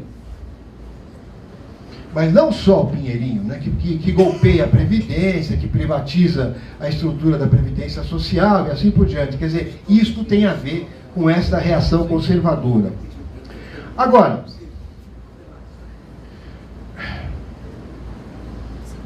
na América Latina, Isso aqui era que nem o Lênin, era só a introdução, né? O alinhavo. Mas eu vou tentar ser disciplinado. Na América Latina, quer dizer, esta reação, ela também se dá de uma maneira diferente. Quer dizer, enquanto você tem na Europa uma reação que ainda expressa a crise de subjetividade, os movimentos dos inconformados, como é que chama lá na Espanha? Os indignados, os machucados, vai ter vários nomes, né? Mas ainda são movimentos sem direção, sem teleologia política e sem centralidade no trabalho, né? Tirando alguns países, eu acho que a Grécia talvez seja o único país onde de fato tem um partido comunista estruturado, enraizado na sociedade e que tem um papel importante na defesa, nós temos ainda uma esquerda muito pulverizada, né? No caso da Itália, a destruição do Partido Comunista Italiano gera grupos sazonais de comunistas. Uma hora é a refundação, outra hora é o Partido dos Comunistas Italianos, agora tem mais um Partido Comunista Italiano, tem o marxista-leninista, tem o marxista-leninista para caramba, e vai aparecendo vários, né, partidos, quer dizer, isso é muito complicado. Né? Isso é muito complicado, mas ao mesmo tempo expressa um alto nível de insatisfação. Não é? Então, quais são as alternativas? Primeiro, eu acho que isso está na cabeça de todo revolucionário. Né? Pelo menos aquele que se diz marxista, que tem um norte marxista, que tem um norte socialista, é necessário organizar essa subjetividade. Dispersa, não é? Latente. E uma das coisas que nós estamos fazendo aqui é discutir como é que a gente organiza essa subjetividade, né? Esse seminário, eu acredito que existam seminários como esse no mundo inteiro. Eu acho que a perspectiva é ainda lenta. Nós temos ainda um caminho a percorrer. Apesar de uma crise de sociabilidade de profunda intensidade, o capitalismo ainda consegue sair, em alguns momentos, e apresentar algumas possibilidades para os trabalhadores. Como é que nós vamos afrontar isso? Cabe a nós a construir. Mas é fundamental ter claro o seguinte: se nós não tivermos uma resposta moderna, eu diria odierna, que é mais do que moderna, é contemporânea, para as inquietações sociais, para os movimentos sociais, e se nós não conseguimos convencer as pessoas ainda que a fase dos movimentos acabou, que os movimentos têm limites, e que a história mostra que os movimentos sociais, como movimentos, são limitados porque não tem teleologia e nem centralidade, nós não vamos dar um passo. Então é importante que a gente reflita muito bem como construir um partido de fato de novo tipo. Como construir um partido como intelectual revolucionário, como intelectual orgânico das classes, do proletariado e do conjunto de classes sociais e subclasses sociais que compõem o capitalismo contemporâneo. Esse é o desafio, é isso que nós vamos ter que discutir aqui. Bom, a pergunta é sobre o acordo, né, entre os países capitalistas em crise para um modelo de exploração das riquezas dos países subdesenvolvidos e emergentes, chamado imperialismo coletivo. Isso não é bem um acordo, né? É que a burguesia é internacionalizada. Então as empresas são internacionalizadas e há um fluxo de recursos, de mercadorias, de capitais circulando pelo mundo todo e comandados pelas grandes empresas e pelos estados nacionais que organizam, de certa forma, a ação dessas empresas que tem base em cada um deles, né? Então, existe esse fluxo. E agora, no plano político, o que acontece? Cada país, aí eu tendo a concordar um pouco com as preocupações apresentadas aqui pelo companheiro Lúcio, né, que os espaços nacionais são importantes, sim. Eles organizam, né, a formação social, eles organizam sistema produtivo e a inter-relação, como se dá a inter-relação das classes sociais, as regras do jogo em cada espaço desse, apesar de serem espaços que pesam um pouco menos do que já pesaram no passado. Há uma internacionalização maior até da luta de classes, da exploração das classes, do capital sobre o trabalho, mas eles são espaços importantes. Então essas organizações nacionais estabelecem entre si um padrão de relações. Por exemplo, no caso brasileiro, né, compõe o bloco de poder no Brasil alguns segmentos da burguesia brasileira. Os agroexportadores, né, o setor financeiro, as grandes construtoras. E esses setores da burguesia, eles têm um peso decisivo na elaboração, na formulação das políticas brasileiras de integração com a economia mundial, que vem se dando principalmente como? Principalmente com a volta a um padrão de exportação de produtos agrícolas, de minérios, de capital financeiro, de serviços das construtoras, enfim. É uma integração, de certa forma, subordinada a uma cadeia produtiva internacional em que o nosso papel é de fornecedor de matérias-primas. Basicamente, né? O que cresce mais no Brasil são esses segmentos. É o minério de ferro, é o que dá mais recursos da exportação, produtos agrícolas, o agronegócio, etc, etc. Então, isso estabelece uma relação que, de certa forma, favorece os países mais desenvolvidos, apesar de que há outros movimentos também, né? Os países desenvolvidos, eles têm um processo interno de mandar para o terceiro mundo, mandar para os países menos desenvolvidos em desenvolvimento, as indústrias mais poluentes, por exemplo, as indústrias mais pesadas, a produção do aço, o refino de petróleo, a indústria química pesada, né? E com isso eles deixam em seu território, em seu domínio maior, as indústrias tecnologicamente mais avançadas, onde tem mais extração de mais-valia e mais geração de riqueza.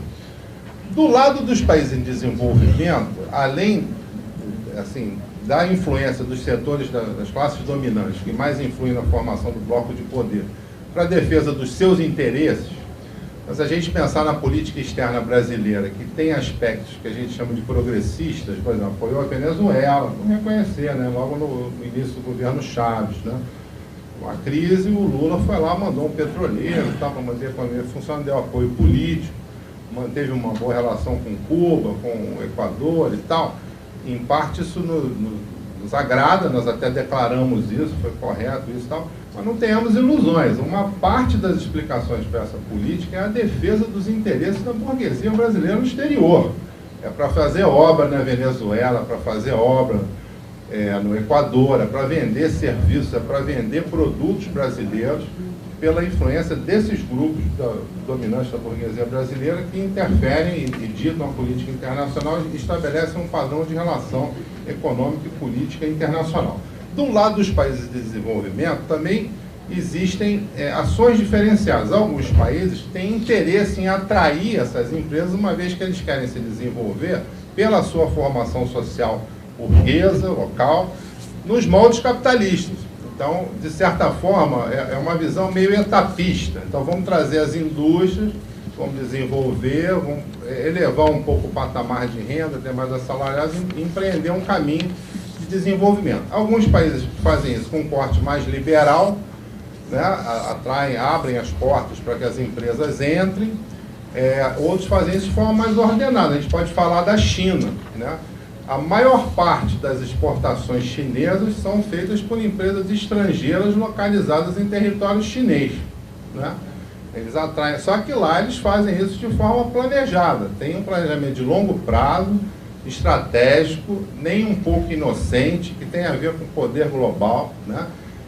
São estruturas capitalistas dentro da China, mas de um capitalismo extremamente regulado, não é capitalismo de livre mercado, é capitalismo regulado, os setores capitalistas, né, dentro da China, que são bastante grandes e poderosos, e também a exportação de capitais da China para o exterior. Então, são modelos diferentes. A Índia segue um modelo intermediário, ela tem uma tradição de planejamento, mas também é ordenado na atração dessas empresas, né, dos países mais desenvolvidos do seu território. E isso agrada aos dois lados. O país desenvolvido se livra da indústria química pesada, por exemplo, mais perigosa e tal, põe na Índia e fica com a informática, com a microeletrônica, com o que gera mais valor agregado dentro do jogo econômico internacional. Então, são vários processos que vêm acontecendo. No caso brasileiro, eu diria que o que está em curso é, primeiro, a presença de empresas estrangeiras predominantemente na economia brasileira, de grandes grupos que, por exemplo, não têm inovação, vêm para cá em busca de mão de obra mais barata, para superexploração do trabalho e para reproduzir isso nos países vizinhos, né? no chamado subimperialismo, né? Como o Mauro Marini colocou muito bem, né? E concluindo, então, ele se faz dessa forma e de várias formas de integração internacional envolvendo essa questão. Essa coisa do Estado Nacional é fundamental, porque a gente tem uma ideia, e venderam uma ideia, essa que é a coisa, né? De que os Estados Nacionais estariam sendo dissolvidos. Agora, na verdade, os Estados Nacionais, desde que surgiram, foram Estados Nacionais que estavam subordinados aos centros hegemônicos. Quer dizer, vamos ter ilusão. Quando o Brasil se transforma no Estado Nacional, em 1822, ele passa a orbitar, né, nos interesses britânicos. A América Latina, construindo seus Estados Nacionais, oscila inicialmente com os interesses do imperialismo britânico e depois com os interesses do imperialismo dos Estados Unidos, estadunidense. Na Europa, os Estados Nacionais sempre oscilaram, desde que a Espanha, Portugal e Espanha perderam a força política, perderam a dominação como potências, passaram a girar em torno da Inglaterra e da França. Não é? Quer dizer, portanto, essa coisa de que, olha, veja o que está acontecendo, existem estados hegemônicos e estados que são subalternos, isso faz parte da estrutura do Estado Nacional. Eu diria, dos Estados Nacionais que expressam o modo de produção capitalista, que só pode existir Estado Nacional no capitalismo. Então, é claro que, no primeiro momento, se o mercantilismo, né, que é o processo de acumulação de capital, ele já cria uma divisão mundial internacional do trabalho, uma parte acumula capital, outra parte produz produtos agrícolas, outra parte vai criando um processo de industrialização, e isso fica muito mais profundo e acelerado, obviamente, nos séculos, final do século XIX, do século XX, século XXI. Isso ainda existe, não é? E, obviamente, nas suas contradições, eles, em alguns momentos, entram em disputa, mas há toda uma construção dos Estados Nacionais em relação aos núcleos hegemônicos do capitalismo. Então, essa é uma questão que eu queria... Então, por isso que não dá para falar em acordo. O que dá para falar são divisões internacionais do trabalho. Por exemplo, o Brasil, na sua trajetória natural, o seu tipo de desenvolvimento, sua forma sociohistórica de desenvolvimento, a sua particularidade histórica, sempre fez com que o Brasil fosse uma economia partícipe, integrada e complementar das grandes estruturas hegemônicas do capitalismo internacional. E foi isso. Hoje ele é isso, porque ele tem um alto grau de desenvolvimento de força produtiva, então ele atua nos poros do imperialismo, né, como economia complementar, pendular, e que na América Latina hegemoniza como um país imperialista, né, as relações econômicas. Então o Brasil também faz parte deste concerto internacional colocado pelo capitalismo. Rápido. Movimentos do tipo indignados. Eu, na minha fala final, correndo para ser bolchevique no meu tempo aqui, senão o Lúcio ia me dar um chute na canela aqui do lado, né? Não era bem na canela, não era bem na canela, mas para ficar figura de retórica, eu falo que é canela, né? Para sem problema. Mas eu queria dizer o seguinte, na minha fala aqui, eu disse que vivemos uma grande experiência de movimentos, né? Zapatistas, os movimentos lá dos movimentos da América Central, né? A Farabundo Marte que se transforma em movimento, até chegarmos nos piqueteiros da Argentina, no movimento sem terra, os zapatistas do México, grandes movimentos, né? Grandes movimentos que levaram a nada.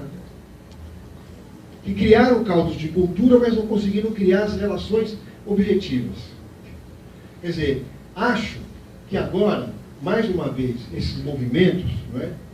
que aparentam exatamente uma insatisfação. Porque, vejam, o que o movimento expressa, né?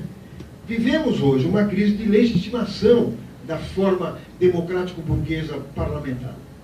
As pessoas estão muito insatisfeitas com as formas de representação, com os tipos de partido, com os deputados, com os privilégios, isso tudo é verdade. Como aquele deputado que ele vota, mas que não o representa. Quer dizer, isso tudo é um caldo de cultura fantástico. Se tiver um núcleo teleológico, né, de ação política, de centralidade de ação, de centralidade do trabalho na ação, ideologicamente falando, a gente vai conseguir dar um passo e aproveitar essa insatisfação. Mas nem sempre os movimentos de insatisfação levam para caminhos positivos. Não esqueçam que tanto Hitler na Alemanha como Mussolini na Itália chegaram ao poder por profunda insatisfação popular pelo voto. Então, quer dizer, Perón chegou, o movimento de los descamisados, não é? Quer dizer, o que eu quero chamar a atenção é que nem sempre as grandes movimentações sem direção política chegam a caminhos positivos. Pode levar também ao moinho da direita. Então temos que tomar cuidado. Por exemplo, o que ocorreu na Espanha, com o movimento dos indignados, que diziam o seguinte: nós não queremos nenhum político aqui, nós não queremos os partidos, isso aqui é perigosíssimo. Porque isso já mostra, não é, uma desilusão de um lado, com a tal da representação parlamentar, mas de outro, a ausência de qualquer alternativa política organizativa do movimento, dando direção política. Isso é muito complicado. Então nós temos que estar atentos e nos preparar para atuar nesse tipo de coisa. Finalmente, a luta operária e o meio ambiente. Olha, a luta operária, ela tem uma grande responsabilidade para defender o meio ambiente. Porque você só defende o meio ambiente se você for anticapitalista. Se você colocar o anticapitalismo como núcleo. Qualquer alternativa de produção, ou é uma produção voltada para necessidades sociais, articuladas com a preservação do meio ambiente, ao mesmo tempo a criação, a ação criativa de novas tecnologias, ou a gente vai, obviamente, ir para o buraco. Neste momento prevalece a produção destrutiva. Não é? Então, está aí uma tarefa enorme que nós vamos ter pela frente, nossos engenheiros, nossos químicos, nossos biólogos, né, de pensar alternativas de produção que não tirem, de um lado, as condições de vida e de reposição de vida material e de conforto das pessoas, e que, por outro lado, não desmonte o planeta como uma coisa mais aceleradamente. Bom, me perguntaram sobre internet e lutas no Egito, e eu não sei nem usar um celular, dignamente. Né? Eu estava usando para gravar a palestra e aconteceu, tá vendo? Agora a música foi do relógio do Basílio. Eu nunca vi essa música no meu celular. De qualquer maneira, tem gente aqui da Palestina, né, que vai falar sobre a Palestina, gente muito experiente, da Síria. Então vamos entrar com muita cautela, quer dizer, questão de...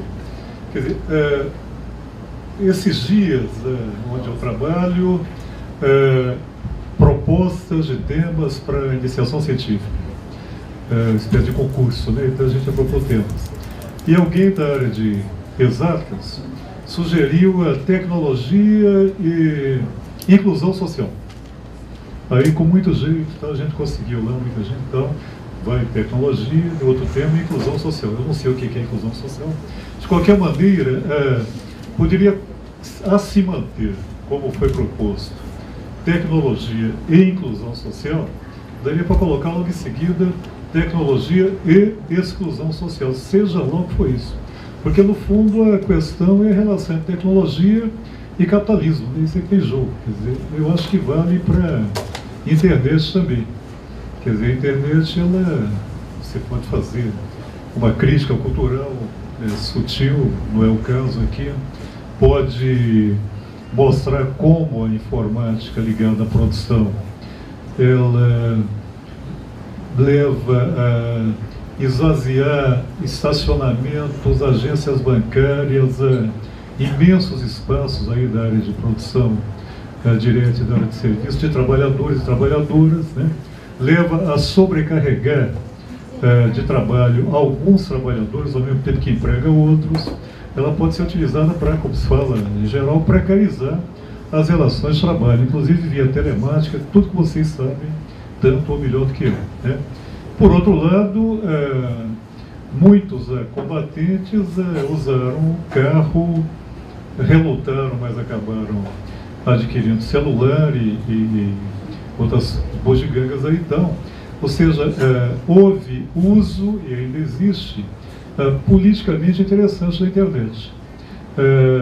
Foi o povo na rua quem derrubou, quem derrotou aquele golpe contra o Chávez lá em 2002. Mas o contato de um jovem que soube usar bem a internet e se comunicar com boa parte de ativistas e intelectuais do mundo todo também jogam um peso interessante naquilo ali, né? Que no Brasil talvez a internet nos prenda muito e nos dê a ilusão de que somos muito mais fortes e presentes do que realmente somos. Mas é inegável também que a esquerda tem conseguido usar, né, com alguma eficácia política a internet. Agora, claro que se criam lendas, até porque os heróis do capitalismo hoje, um acabou de morrer, são vinculados a isso aí, né? São os grandes heróis aí. Então, antigamente eram grandes famílias ou grandes líderes, capitães de indústria, aquela coisa todinha, né? Agora é o pessoal desse chamado mundo virtual aí. Então tem uma função ideológica muito grande sobre a qual a gente não vai se perder aqui. Agora, ouviremos pessoas mais avalizadas que vieram de lá. Do que eu sei, o papel da internet nesses movimentos lá na Tunísia e no Egito, ele foi epidérmico. Ele foi muito pequeno, embora tenha tido a sua importância. No Egito tem uma participação, pena que eu não vou ficar aqui para ouvir sobre o Egito, de trabalhadores, especialmente do setor estatal, alguns falam do setor público, eu tenho uma certa relutância com isso, que é fundamental, né, o movimento de jovens trabalhadores e desempregados, que é importantíssimo também. Tem um ex-aluno meu que está por conta própria lá e manda matérias interessantíssimas, minha fonte de formação basicamente essa daí, eu lembro que eu li sobre o assunto. Mas eu diria que a internet não teve esse papel que os meios de comunicação atribuem a ela de forma alguma, né? O grande problema em relação à ecologia, acho que o Carlinhos já tocou no assunto. Quer dizer, resumindo, para ser anticapitalista consequente, hoje é preciso ser ecologicamente consequente, né? E para ser ecologicamente consequente, tem de ser anticapitalista consequente também. Quer dizer, passou aquela onda em que a classe média era a vanguarda da luta ecológica. Ela recuou, agora tem para ela gôndolas com produtos orgânicos, coleta de lixo selecionado, coloca o seu tijolinho e tal, mas a luta ambientalista, inclusive no Brasil, ela tem sido reprimida com corte de orelha. É incrível como a União Nacional dos Estudantes, eu nem sei quem é o presidente dela, comenta-se muito isso, né? Está difícil saber quem é o presidente da CUT e o presidente da ONU. Até porque alguns acham que não é tão relevante assim, né? Mas houve uma época em que todo mundo sabia, mais ou menos, a escalação da seleção brasileira e que era o presidente da CUT, né? O da ONU eu também não sei quem é, mas sei que um casal foi assassinado, eu sou daquela região, antigamente cortava a orelha de índio. Você ganhava, quem fazia isso, ganhava por orelha. Matei tantos índios, está aqui a prova, então, como que as orelhas estão. Cortaram a orelha lá do Zé da Maria pelo menos do José. A Maria fazia TCC na Federal do Pará, Campos de Marabá. Quer dizer, nem dessa forma a UNE se juntou à defesa, né, de uma luta ambientalista, né, que eu diria que nem tão radical era, embora eu tenha profunda admiração pelo que ambos fizeram lá, né, mas é exatamente o que eu falei, né. De modo que hoje são esses movimentos sociais, gostando da plataforma política deles ou não, que travam a luta ecológica mais séria em qualquer lugar do mundo. Esse é um desafio também para a esquerda comunista, quer dizer, como se vincular a esses movimentos. Em geral, eles foram meio, digamos assim, deixados de lado por essa esquerda. Eu acho que agora, se ela deixa de lado, ela abre mão de uma frente de luta anticapitalista muito importante e abre mão de aliados fundamentais, né, nessa luta aí, né? Inclusive no que se refere ao modo de vida, né, que é uma questão também importante a ser retomada pelo movimento comunista hoje. Inclusive, principalmente num momento de crise econômica, lidar com essa questão de formas alternativas de vida, não é cair no socialismo utópico e querer construir ilha de socialismo no capitalismo, mas também não é deixar qualquer mudança no modo de vida para depois da tomada do poder. Nós sabemos que isso aí também já não se coloca mais, não deu certo, dificilmente dará, né? Principalmente entre os jovens desempregados, jovens em crise. O que os meios de comunicação fazem é retirar a dignidade da cultura desse pessoal, né, e atribuir dignidade àquilo que o Carlinhos chamou de infantilização de grande parte da sociedade. A chamada alta cultura vira uma mercadoria cara e o restante fica com o que os frankfurtianos chamavam de um lixo cultural, digamos assim. Teria mais uma questão aqui, mas acho que para minha capacidade de contribuição e para o que vem por aí hoje à noite ainda, já está de bom tamanho. Eu agradeço, me sinto muito honrado de ter vindo aqui e estar com vocês. Obrigado.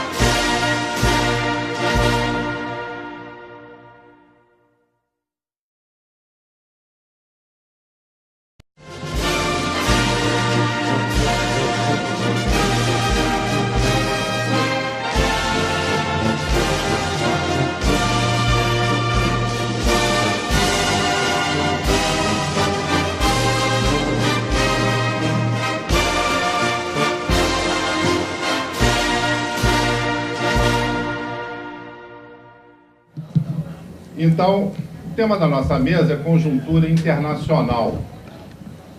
E a conjuntura internacional hoje tem uma marca muito forte da crise econômica que assola todo o mundo, né? Essa crise econômica que começa nos Estados Unidos por conta do setor imobiliário, ela se alastra por outras regiões do mundo, atinge a um nível bastante elevado de impacto na Europa e contamina o restante da economia mundial, né, pelas interligações muito fortes que caracterizam o capitalismo nos dias de hoje. Essa crise traz uma visão muito clara da natureza do sistema capitalista. Quer dizer, ao contrário do que se falava nos anos 90 e que foi apresentado com características de uma verdade absoluta, quer dizer, seria o triunfo do sistema capitalista mundial e da forma de organização das sociedades pelas estruturas de mercado e da democracia burguesa como uma forma superior de tomada de decisão pelas sociedades, ao contrário de toda essa propaganda, de toda essa construção ideológica que se fez nos anos 90, essa crise mostra, ao contrário disso, a real natureza do sistema capitalista. Então, ela deixa claro para quem ainda tinha alguma dúvida das contradições, da exclusão social, da miséria, da concentração de renda, do uso das estruturas de poder dos estados e estruturas de poder supranacionais para a defesa dos interesses da classe capitalista, das grandes empresas internacionais e do capitalismo internacionalizado como todo. Essa crise, que tem origem no setor financeiro americano e revela um processo anterior de crescimento dos investimentos na esfera eminentemente financeira, títulos circulando pelo mundo todo, criando um efeito chamado bolha. Esse efeito financeiro já é resultado de um outro processo, que é a queda nas taxas de lucro das grandes empresas, um espaço maior, né, na disputa pela hegemonia mundial. E num segundo, nesse primeiro momento, surge fim da Guerra Fria, e agora, numa segunda fase, com a crise internacional, acaba definitivamente aquela construção e surge uma outra configuração. Então, o mundo multipolar, em termos de sistemas de estados e sistemas de poder, e consolida-se, aparentemente de forma contraditória, mas a internacionalização do capitalismo. Então, o capitalismo ele entra nesse período internacionalizado quanto à circulação de mercadorias, capitais, empresas internacionalizadas, isso se consagra. Essa crise marca também o fim do ciclo histórico da predominância do neoliberalismo enquanto um conjunto de políticas e proposições para o ordenamento do capitalismo. Então, juntamente com o modelo da democracia burguesa, aparece como um consenso meio que forçado, mas que teve alguns momentos de predomínio mesmo, de hegemonia, da ideia do neoliberalismo. É o consenso de Washington, uma reunião que definiu, uma reunião de especialistas que define o que a América Latina devia fazer E o que ela devia fazer era abrir mão dos sistemas de controle estatal, das empresas públicas, do planejamento econômico, da ideia de ter alguma autonomia, e deveriam os países latino-americanos aderir ao livre mercado, à suspensão de barreiras alfandegárias, à promoção da privatização das empresas estatais, e no momento em que, com grande força, né, do sistema capitalista, do neoliberalismo enquanto sistema de ideias, todo o poder, todas as facilidades fossem dadas, deveriam ser dadas à livre circulação dos capitais, à livre atuação das empresas, e toda a restrição e todo o esforço possível para retirar direitos dos trabalhadores, para flexibilizar as relações de trabalho, enfim, para facilitar a livre circulação do capital, o crescimento e a reprodução do capital, em cima do que tinha sido a propriedade estatal da produção e de novas empresas que vão surgindo, que vão se internacionalizando, a fim de fortalecer o miolo disso tudo, que era o sistema capitalista. Então, isso correspondeu a um novo padrão de acumulação do capitalismo que passa a uma exploração mais acirrada da classe trabalhadora, com condições de precarização de trabalho, com o predomínio dos interesses dos grandes grupos dessas empresas buscarem formas de contrapor para o seu bom desempenho essa queda nas taxas de lucro, aliás, uma tendência prevista desde o texto O Capital do Marx, né? É algo extremamente atual. Então, a natureza do capitalismo fica muito clara com a eclosão dessa crise internacional. Essa crise marca também o fim de alguns ciclos históricos. O primeiro ciclo histórico que se encerra definitivamente com essa crise é a estrutura econômica e política mundial que advém do fim da Segunda Guerra Mundial. Então, naquele momento, fim da Segunda Guerra, cria-se uma nova configuração de poder no mundo, o capitalismo começa a se internacionalizar de outras formas, surgem organizações supranacionais, o mundo é dividido em dois grandes polos de influência política e econômica, o polo capitalista, capitaneado e hegemonizado pelos Estados Unidos, capitaneado no sentido econômico, a maior economia, a única que não tinha sido destruída na guerra, que cresceu por conta da guerra também. Do ponto de vista militar, os Estados Unidos saem com uma grande potência militar do capitalismo, dos Estados capitalistas na Segunda Guerra, e também do ponto de vista político. Então, uma hegemonia política americana que envolve o mundo capitalista, que segue os Estados Unidos, em parte pela força econômica dos Estados Unidos, mas em parte também por uma concordância com o ideário e as proposições dos Estados Unidos contra a defesa do sistema capitalista, democracia burguesa, etc., em contraposição ao sistema socialista que saiu da guerra extremamente fortalecido, expandido e respeitado, liderado pela União Soviética no primeiro momento e depois com a Revolução Chinesa, também com outros polos dentro do sistema socialista. Surge a Organização das Nações Unidas, né? Então, esse ciclo histórico, ele começa a cair com o fim da União Soviética, no início dos anos 90, por causa do Muro de Berlim, em 89, depois por causa da União Soviética, em que acaba a bipolaridade, acaba a Guerra Fria, surge um momento, por um curto período de tempo, de quase que unipolaridade, os Estados Unidos surgem como uma única potência mundial, logo em seguida, esse quadro de coisas se transforma para um quadro de multipolaridade, vão surgindo outras potências econômicas, políticas, e a Europa começa a falar enquanto unificação, enquanto grupo, enquanto conjunto, né?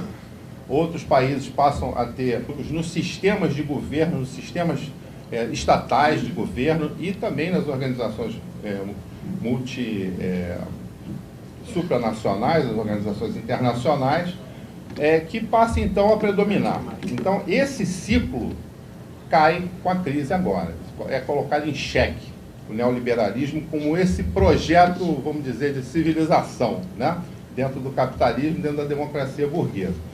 Paralelamente a isso, é claro, e em decorrência disso, há uma grande desarticulação dos movimentos de trabalhadores, em parte intencionalmente, pelas políticas adotadas de repressão ao movimento de trabalhadores, pelo enfraquecimento que esse movimento teve com a queda da União Soviética, que fez com que internamente, por exemplo, na Europa, aqueles sistemas de bem-estar social que tinham sido construídos por conta da presença da União Soviética, por conta da presença de movimentos de trabalhadores organizados que tinham enfrentado o nazifascismo, por conta dos governos com participação de partidos de trabalhadores, de partidos socialistas, de partidos comunistas. Em função disso, da queda da Rússia, da queda da União Soviética, há uma desarticulação dos movimentos de trabalhadores que passam a ficar enfraquecidos e sujeitos à precarização do trabalho e, consequentemente, com mais dificuldades de se manter organizados. Então, isso cai diretamente sobre o movimento comunista internacional, também com a queda da União Soviética, como foi falado aqui, que marcou o processo nosso de reconstrução a partir do início dos anos 90, veio uma onda de destruição dos partidos comunistas sob a alegação de que não precisava mais, uma vez que o comunismo seria uma proposta superada pela história e que agora o capitalismo, a democracia burguesa seriam as formas definitivas e eternas de regulação e ordenação da sociedade. O pior de tudo é que esse período foi marcado também pela hegemonia desse pensamento por alguns anos, né? Foi hegemônico. Também surge desse período, e a crise agora marca isso, o fim do predomínio dos Estados Unidos e da Europa como centros de desenvolvimento, como centros dinâmicos do capitalismo. Eles deixam de ser. Podem se recuperar da crise, estão se recuperando da crise, mas não serão mais as locomotivas mundiais como foram até recentemente, segundo o entendimento meu aqui nesse momento. Então, por exemplo, a União Europeia foi criada sob a égide, né, nesse momento de hegemonia, de presença do ideário neoliberal, e por isso correspondeu a uma organização multinacional feita e construída para favorecer os interesses das grandes empresas capitalistas, com destaque para o sistema financeiro, para os grandes bancos, que são quem dão, as entidades que dão o tom da União Europeia, que dirigem toda a política econômica da União Europeia, e que surgiu com grande hegemonia, né? Eu lembro na França, na época da introdução do euro, o custo de vida na França quase que dobrou depois da introdução do euro, alguns meses depois.